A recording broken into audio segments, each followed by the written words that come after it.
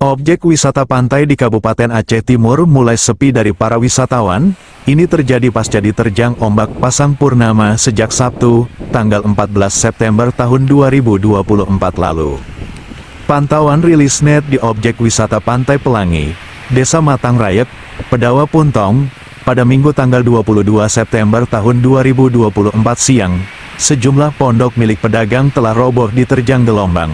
Tak hanya itu, sejumlah pohon kelapa yang tumbuh di tepian pantai Selat Malaka itu juga tampak telah tumbang. Kita sedang berada di Pantai Pelangi, Pedawa Puntong, Aceh Timur, dan lokasi ini beberapa waktu lalu dalam minggu ini terjadi pasang purnama sehingga membuat sejumlah pondok-pondok yang ada di lokasi ini rusak akibat diterjang ombak. Jadi biasanya kita lihat kan seputaran ini kan banyak pondok-pondok masyarakat yang berjualan. Nah, saat ini seperti kita saksikan sepanjang pantai, bibir pantai ini sejumlah pondok-pondok itu telah roboh di hantam gelombang pasang. Nah, sejumlah kantin lainnya yang berdekatan dengan batu pemecah ombak tampak sebagian besar masih utuh.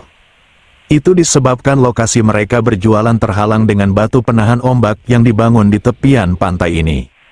Namun sebagian besar di lokasi Pantai Matang Rayek ini tidak adanya batu penahan ombak, sehingga menyebabkan gelombang pasang dengan mudah merobohkan semua bangunan milik pedagang yang ada di bibir pantai. Akibatnya, objek wisata yang telah menghidupkan sendi-sendi ekonomi masyarakat sekitar selama ini menjadi sepi dari pengunjung. Bahkan sejumlah pedagang terpaksa gulung tikar akibat kerugian yang dialaminya.